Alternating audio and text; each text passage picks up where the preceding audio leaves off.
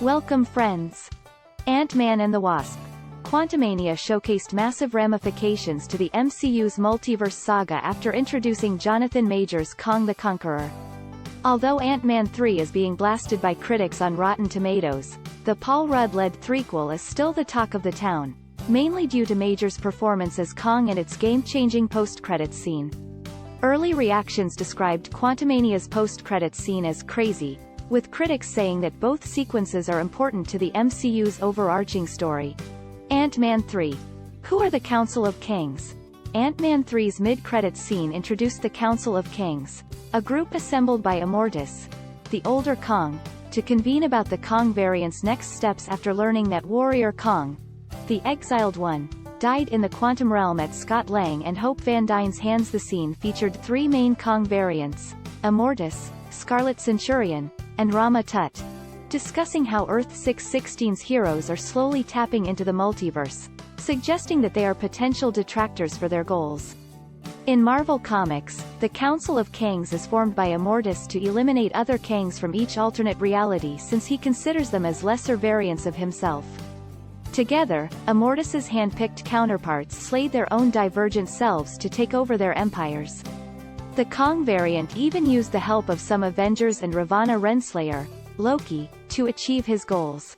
Jonathan Majors' three new Kang variants explained after an incredible performance as Kang throughout Ant-Man 3. Jonathan Majors made a triumphant comeback in the post-credits scene, portraying a plethora of Kang variants.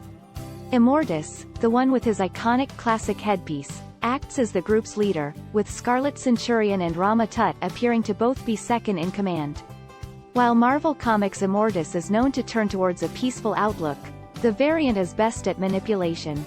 Meanwhile, in the comics, Scarlet Centurion wears armor inspired by Doctor Doom, but it is unknown if his MCU counterpart is the same.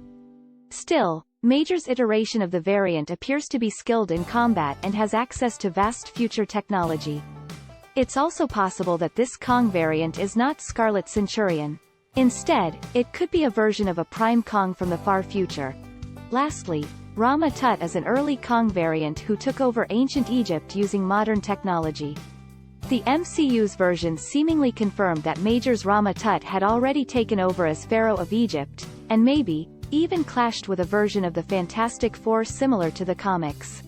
While Kang the Conqueror's fate is unknown, it's possible that the council led by Immortus, Rama Tut, and Scarlet Centurion could become the villains of the Earth's mightiest heroes in Avengers 5. Having many Kang variants as formidable enemies to the Avengers makes sense, mainly because of the growing roster of MCU's heroes. Different teams may fight Immortus, Rama Tut, and Scarlet Centurion throughout the crossover movie.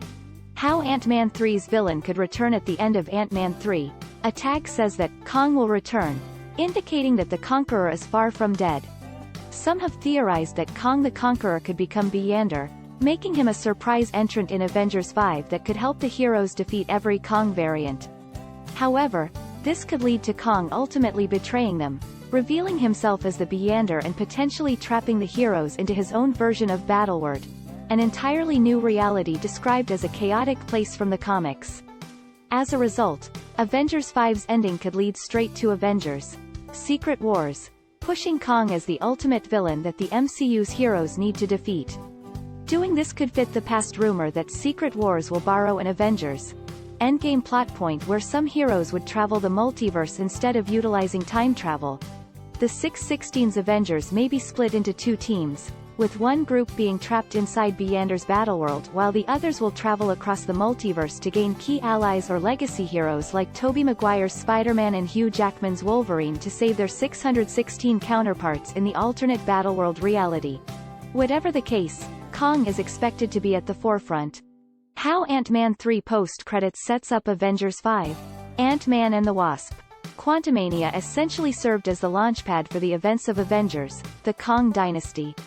Marvel Studios president Kevin Feige revealed that Ant-Man 3 connects most to the bigger picture for the franchise, and the post-credits scene proved that point. Given that the post-credits scene introduced the Council of Kangs, it likely acts as a tease to the Kang Dynasty tagline of Avengers 5. More so, The fact that the Council is aware that Earth 616's heroes are tapping into the multiverse echoes back to the Avengers' first victory against Loki when Thanos was alerted by the Earth's mightiest hero's presence. 2 more Avengers sequels, a Thunderbolts movie, and Deadpool 3 inches are coming. Marvel's next release is the third, Guardians of the Galaxy movie, out in May 2023.